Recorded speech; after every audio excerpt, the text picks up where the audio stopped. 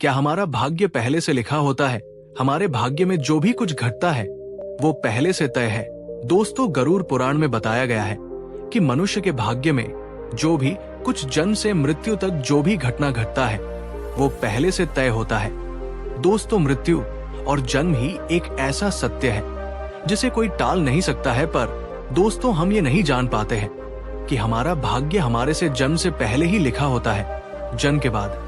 लेकिन गरुड़ पुराण में जन्म मरण कर्म के बारे में विस्तृत रूप से जानकारी दिया गया है। तो आइए शुरुआत करते हैं गरुड़ पुराण की उस ज्ञानवर्धक प्रस्तुति की कि मनुष्य का भाग्य कब लिखा जाता है। क्या मनुष्य भाग्य उसके जन्म से पहले लिखा जाता है या जन्म के बाद? मित्रों, गरुड़ पुराण की इस ज्ञानवर्धक प्रस्तुति में आप खो जाएं। उससे पहले हम आपको बता दें कि इस वीडियो को आधा अधूरा देखना की गलती बिल्कुल भी नहीं करें, क्योंकि ये गरुड़ पुराण की ज्ञानवर्धक प्रस्तुति है जो आपके जीवन से जुड़ी हुई है। गरुड़ पुराण की इस रहस्यमय ज्ञान को जानने के बाद आपके जीवन से जुड़ी समस्त लोभ, क्रोध, मोह, दुखों का अंत होगा। मित्रों, भगवान श्री कृष्ण कहते हैं कभी भी किसी व्यक्ति को गरुड़ पुराण की बातों को आधा अधूरा नहीं सुनना चाहिए, क्योंकि आधा अधूरा ज्ञान हमेशा विष के समान होता है। इसीलिए मित्रों, आपसे यही आग्रह है, आप इस वीडियो को बिना स्किप किए अंत तक जरूर देखिए। साथ ही इस वीडियो को एक लाइक करके चैनल को अवश्य सब्सक्राइब कर लीजिए। और हाँ दोस्तों, कमेंट बॉक्स में जय श्री कृष्णा लिखकर ईश्वर को आप अपना आभार व्यक्त जरूर कर दीजिए। इससे आपके जीवन से सभी दुखों का अंत होगा। आइए दोस्तों, जानते हैं गरुड़ पुराण में श्री कृष्ण ने बताए हैं कि हर मनुष्य के जीवन में जो कुछ भी होता है वो जन्म से पहले से तय होता है, उसे कोई टाल नहीं सकता है। दोस्तों, गरुड़ पुराण हमें जन्म मरण से लेकर वर्तमान जीवन कैसे जिए ये सभी चीजों के बारे में सिखाते हैं। आइए दोस्तों, आज हम एक कथा के माध्यम से जानते हैं कि हमारा भाग्य जन्म से पहले लिखा जाता है या जन्म के बाद, जो गरुड़ पुराण और स्कंद पुराण के द्वारा बताया गया है, जो श्री कृष्ण ने स्वयं नारद से बतलाया था। आज हम उन्हीं कथा को जानेंगे। मित्रों, एक समय की बात है, द्वारका नगरी में श्री कृष्ण अपने दिव्य आसन पर बैठे हुए थे। तभी देवर श्री नारद नारायण नारायण का जाप करते हुए उनके पास पहुंचते हैं और उन्होंने प्रणाम करके कहा है, प्रभु आप त्रिकालदर्शी हैं। मैंने सुना है कि जो जीव मनुष्य जन्म लेता है, क्या उसका भाग्य पहले से लिखा होता है? प्रभु, मैं जानना चाहता हूँ कि मनुष्य के साथ जो कुछ घटना घटित होती है वो उसके जन्म से पहले तय होती है या वो पिछले जन्म का भोग भोगता है? क्या ये सत्य है या हम अपनी मेहनत और कर्मों से इसे बदल सकते हैं? फिर भगवान श्री कृष्ण नारद की बात सुनकर मुस्कुराए और बोले हैं, नारद आपका ये प्रश्न बहुत ही गुण और महत्वपूर्ण है, जो मानव जाति के लिए उसके जन्म, कर्म और मृत्यु पर आधारित है। फिर कृष्ण बोले हैं, नारद मैं तुम्हें एक कथा सुनाता हूँ जो न केवल तुम्हारे इस प्रश्न का उत्तर देगी बल्कि हर मनुष्य के लिए एक चेतावनी और प्रेरणा भी होगी। तुम इस कथा को पूरे ध्यान पूर्वक आखिरी तक सुनो। कृष्ण बोले हैं, नारद ये गरुड़ पुराण की है। जो ये कथा को आधा अधूरा सुनने की गलती करता है उस पर भारी संकट आती है, क्योंकि आधा अधूरा ज्ञान हमेशा विष के समान होता है। कृष्ण बोले हैं, नारद इस कलयुग भरी संसार में जो मनुष्य इस कथा को पूरे ध्यान पूर्वक आखिरी तक सुन लेगा और समझ लेगा, उसका इस संसार से सभी पाप, कर्म, क्रोध, मोह से मुक्ति मिलेगा। फिर नारद बोले हैं, प्रभु मैं उस कथा को पूरे ध्यान पूर्वक आखिरी तक सुनूंगा, आप उस कथा को निश्चित हो सुनाए। फिर श्री कृष्ण ने नारद को वो कथा सुनाते हुए कहा है, नारद प्राचीन काल में एक विशाल और समृद्ध राज्य था जिसका नाम अक्षयपुरी था। उस राज्य का शासक राजा रत्नधर था। राजा रत्नधर अत्यंत धर्मात्मा और न्याय प्रिय था। वो सदैव अपने राज्य के प्रजा के कल्याण के लिए काम करता था और धर्म का पालन करता था। उसे भगवान से एक संतान का आशीर्वाद चाहिए था ताकि वो अपने राज्य का कार्यभार किसी योग्य उत्तराधिकारी को सौंप सके। फिर है नारद राजा रत्नधर और रानी दोनों ने कई वर्षों तक तपस्या की। इससे भगवान शिव ने प्रसन्न होकर उसे संतान होने का वरदान दिया। फिर एक दिन भगवान शिव के आशीर्वाद से रानी गर्भवती हुई। राजा और रानी अत्यंत प्रसन्न थे क्योंकि वे चाहते थे कि उनका बेटा महान शासक बने और राज्य को सुख समृद्धि की ओर ले जाए, परंतु जब रानी ने बेटे को जन्म दिया तो वो बच्चा विकलांग और शारीरिक रूप से कमजोर था। उसके शरीर की हड्डियां टूटी हुई थी और वो शारीरिक रूप से सक्षम नहीं था। राजा रत्नधर का दिल टूट गया। उसने भगवान से ये सवाल पूछा कि ऐसा क्यों हुआ। तब राजा रत्नधर ने भगवान श्री कृष्ण से मिलने का निर्णय लिया और उन्हें अपने दुखों को साझा करने के लिए वहां पहुंचे। राजा ने भगवान से पूछा है, प्रभु, मैंने इतनी तपस्या की, यज्ञ किए, फिर भी मेरे बेटे का जन्म विकलांग क्यों हुआ? मैंने भगवान शिव से आशीर्वाद लिया था, लेकिन ऐसा क्यों हुआ? क्या ये मेरे भाग्य में पहले से लिखा हुआ था? फिर श्री कृष्ण मुस्कुराए और कहा, है राजा, तुम सही कहते हो कि तुम्हारा पुत्र विकलांग जन्मा है। क्या तुम जानते हो कि तुम्हारे पुत्र का जन्म इस प्रकार क्यों हुआ है? ये तुम्हारे द्वारा किए गए पूर्व जन्मों के कर्मों का फल है। ये तुम्हारे पिछले जन्म के कर्मों का परिणाम है जो तुम्हारे भाग्य में लिखा हुआ था। लेकिन इसका कारण ये नहीं है कि तुम्हारा भाग्य पहले से निर्धारित था। ये घटना तुम्हारे और तुम्हारे बेटे के कर्मों का फल है जो उसके पिछले जन्मों से जुड़ा हुआ है। राजा ने आश्चर्यचकित होते हुए पूछा है, प्रभु, क्या भाग्य वास्तव में पहले से लिखा होता है? श्री कृष्ण ने कहा, जन्म, मृत्यु और जीवन के उतार चढ़ाव पहले से निर्धारित होते हैं, लेकिन हम जो कर्म करते हैं वो हमारे भाग्य को बदल सकते हैं।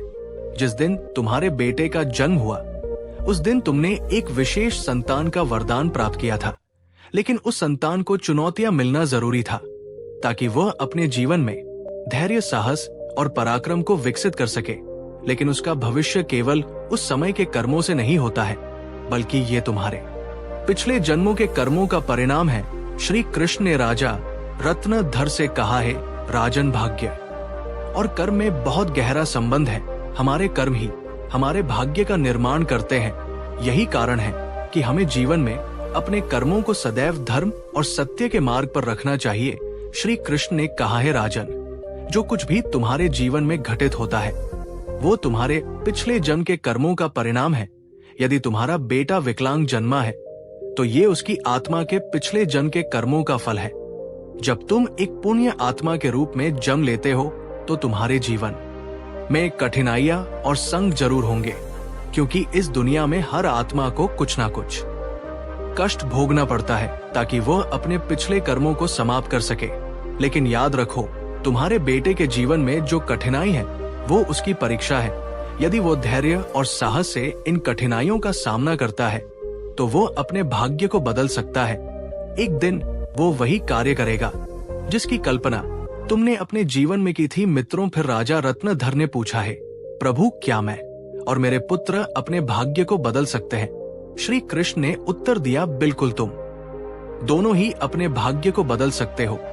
तुम्हारे बेटे के जन्म के समय जो विकलांगता थी वो उसके कर्मों का फल था, लेकिन उसका भविष्य तुम्हारे अच्छे कर्मों पर निर्भर करता है। यदि तुम उसे साहस, धैर्य और सकता है तुम्हारे अच्छे कर्मों के परिणाम स्वरूप वह एक दिन महान बनेगा और राज्य का भार संभालने में सक्षम होगा। मित्रों, फिर भगवान श्री कृष्ण ने आगे कहा, भाग्य एक चक्र के समान है जो कर्मों के आधार पर घूमता रहता है। जब तुम अच्छे कर्म करते हो तो तुम अपने भाग्य को सुखमय बना सकते हो। फिर आगे श्री कृष्ण से राजा रत्नधर ने कहा, क्या भाग्य निश्चित रूप से पिछले कर्मों से जुड़ा होता है? श्री कृष्ण बोले, हाँ, लेकिन उसे बदलने की शक्ति तुम्हारे हाथों में है। यदि तुम अच्छे कर्म करते हो तो वह तुम्हारे भाग्य को भी सुधार सकते हो। साथ ही भक्ति, साधना और सेवा से भाग्य बदला जा सकता है। भगवान की भक्ति से ईश्वर को प्रसन्न करके हम अपने भाग्य को बदल सकते हैं। अगर तुम अपने पुत्र को साहस और आत्मविश्वास से जीवन के संघर्षों का सामना करने की शिक्षा दोगे तो वो अपने भाग्य को बदल सकता है।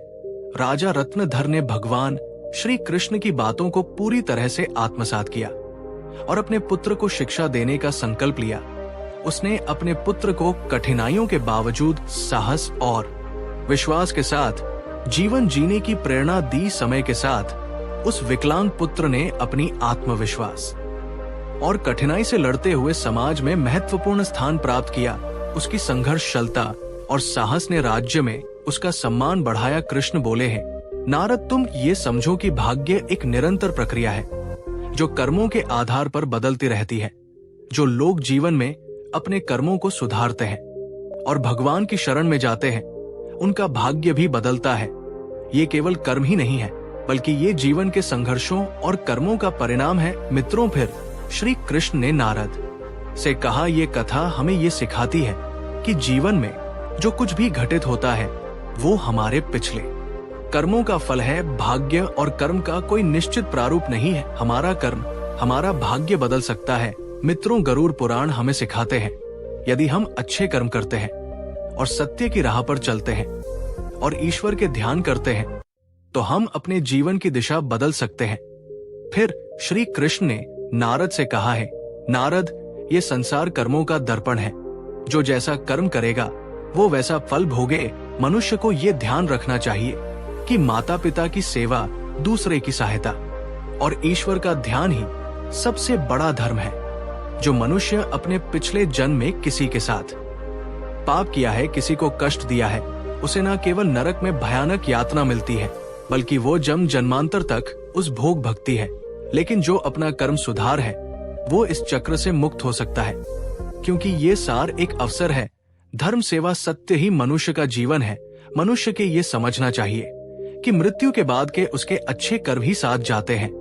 मित्रों, ये कथा हमें ये सिखाती है कि हमारे भाग्य पिछले कर्मों का फल है। हर पाप का दंड, हर पुण्य का फल निश्चित होता है। हे मनुष्य, तुम अपने कर्मों पर ध्यान दो, स्वार्थ, पाप और अहंकार को त्यागो, धर्म, सत्य और सेवा को अपनाओ, क्योंकि यही जीवन का सबसे बड़ा सत्य मार्ग है। मित्रों, श्री कृष्ण ने इस प्रकार नारद को गरुड़ पुराण के रहस्य को बताया। मित्र, भाग्य निश्चित रूप से जन्म से पहले लिखा जाता है, लेकिन हम अपने जीवन के संघर्ष, सत्य, धर्म और ईश्वर की भक्ति से हम अपने भाग्य को बदल सकते हैं। मित्रों, गरुड़ पुराण में भाग्य का लेखा जोखा और कर्मों के बारे में उल्लेख मिलता है, पर दोस्तों, मनुष्य अपने कर्मों, संघर्ष और ईश्वर की भक्ति से हम अपने जीवन को बदल सकते हैं। मित्रों, गरुड़ पुराण हमें सिखाते हैं कि जीवन एक बोया हुआ खेत की तरह है। मनुष्य खेत में जो बीज बोते हैं वही फल प्राप्त होता है। उसी प्रकार मनुष्य अपने जीवन में जो कर्म करते हैं उसका अगले जन्म में उसी रूप से फल भोगता है। इसलिए दोस्तों, गरुड़ पुराण में श्री कृष्ण कहते हैं कि जब मनुष्य का जन्म होता है तो उसके पिछले कर्मों के आधार पर उसका भाग उसके जन्म से पहले लिखा जाता है, और उस मनुष्य के साथ वही होता है जो उसके जन्म से पहले उसके भाग्य में लिखा हुआ है, जिसे कोई टाल नहीं सकता। परंतु सत्य, धर्म और सेवा से ईश्वर को प्रसन्न कर हम अपने भाग्य को बदल सकते हैं। हिंदू धर्म का सबसे बड़ा धर्म ग्रंथ गरुड़ पुराण है, जिसमें मनुष्य के जीवन, मृत्यु और भाग्य कर्मों के बारे में विस्तार रूप से बताया गया है। ये पुराण हिंदू धर्म के 18 महापुराण में से एक है, और इस पुराण में जन्म, मरण से पुनर्जन्म, कर्म और आत्मा के मार्ग के बारे में पूरे विस्तार से बताया गया है। दोस्तों, गरुड़ पुराण के अनुसार मनुष्य का भाग्य उसके पिछले कर्मों पर निर्भर करता है। गरुड़ पुराण, जो विष्णु पुराणों के प्रमुख ग्रंथ में से एक है, ये पुराण जीवन के रहस्यों और मानव के कर्मफल के बारे में बताया गया है। गरुड़ पुराण में श्री कृष्ण को साक्षात भगवान विष्णु के अवतार माने जाते हैं। दोस्तों, गरुड़ पुराण में श्री कृष्ण कहते हैं, मनुष्य अपने जीवन में अच्छे कर्म और सत्य मार्ग पर चलकर ईश्वर को प्रसन्न कर हम अपने भाग्य में होने वाले घटनाओं से बच सकते हैं और आने वाले भाग्य को हम बदल सकते हैं। मित्रों, गरुड़ पुराण में श्री कृष्ण ने मनुष्य को जीवन जीने के लिए 3 मुख्य उपदेश दिए हैं, जिन पर चलकर हम अपने भाग्य के कर्मों को बदल सकते हैं। दोस्तों, आप इस वीडियो को अंत तक जरूर देखिए, क्योंकि ये सारी जानकारी गरुड़ पुराण के द्वारा बताया गया है।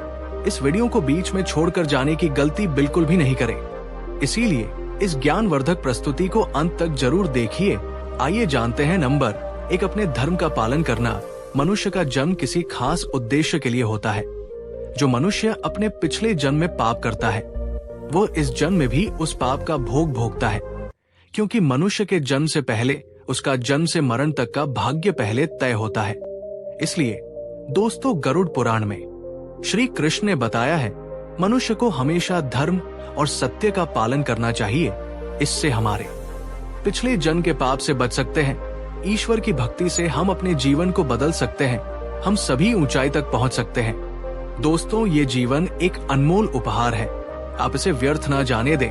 सही कर्म और धर्म का पालन से हम अपने जीवन को अगले जन्म में होने वाले घटनाओं से बच सकते हैं। ये ना केवल आपके लिए है, बल्कि इसे पूरे समाज और दुनिया के आप प्रेरणा का स्रोत बन सकते हैं। नंबर 2, माता पिता सेवा और आदर करना।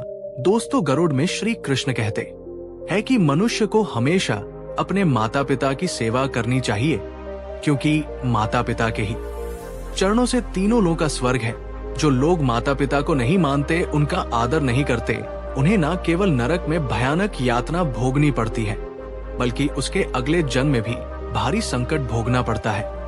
और वो मनुष्य अपने पाप का परिणाम जन्म जन्मांतर तक उस कर्म का भोग करता रहता है। नंबर 3, अहंकार। दोस्तों, गरुड़ पुराण में श्री कृष्ण ने बताया है, मनुष्य का सबसे बड़ा शत्रु उसका अहंकार होता है, जो मनुष्य को अपने कर्मों से दूर कर देता है।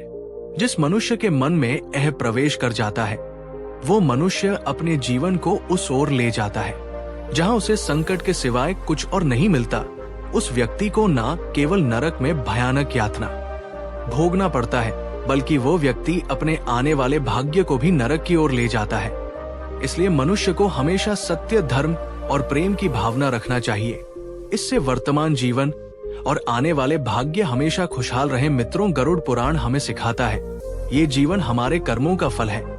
ये ग्रंथ हमें ये समझने की प्रेरणा देता है कि अपने जीवन से धर्म, सत्य, परोपकार का पालन करना ही सबसे बड़ा कर्तव्य है। आत्मा की मुक्ति और अगले जन्म में उच्च योनि प्राप्त करने के लिए मनुष्य को अपने कर्मों को ध्यान में रखना चाहिए। मित्रों, गरुड़ पुराण हिंदू धर्म के महान ग्रंथों में से एक है। यही हमारे जीवन को सही दिशा में चलने का ज्ञान देता है, जो हमें ये सिखाता है कि मनुष्य का भाग्य उसके कर्मों और ईश्वर की इच्छा का परिणाम होता है। ये ग्रंथ न केवल जीवन और मृत्यु के रहस्यों के बारे में बताता है, बल्कि ये भी समझाता है कि मनुष्य अपने जीवन को किस प्रकार सही दिशा में ले जा सकता है। गरुड़ पुराण में मनुष्य के जन्म मरण से लेकर वर्तमान जीवन कैसे जिए, इन सभी चीजों के बारे में विस्तार से वर्णन किया गया है। मनुष्य के जीवन से लेकर मृत्यु तक की सारी जानकारी इस धर्म ग्रंथ गरुड़ पुराण में बताया गया है। मनुष्य जीवन में जो कुछ घटित होता है, वो हमारे पिछले जन्म का फल है। दोस्तों, गरुड़ पुराण हमें ये सिखाता है कि भाग्य केवल कर्मों का फल है। भले ही भाग्य जन्म से पहले लिखा हो, पर हम अपनी कर्मों से इसे बदल सकते हैं। मित्रों, जीवन एक दुर्लभ अवसर है, जिसे सही दिशा में ले जाकर हम आत्मा को मोक्ष की ओर अग्रसर कर सकते हैं। धन्यवाद। दोस्तों, गरुड़ पुराण के द्वारा सभी बतलाए गए बातों को अवश्य ध्यान में रखें और सत्य की राह पर चलें। इससे आने वाले जीवन अत्यंत सुखद हो। और दोस्तों, वीडियो अच्छा लगा तो इस वीडियो को लाइक करें और चैनल को सब्सक्राइब जरूर करें एवं कमेंट में जय श्री कृष्ण जरूर लिख दीजिए।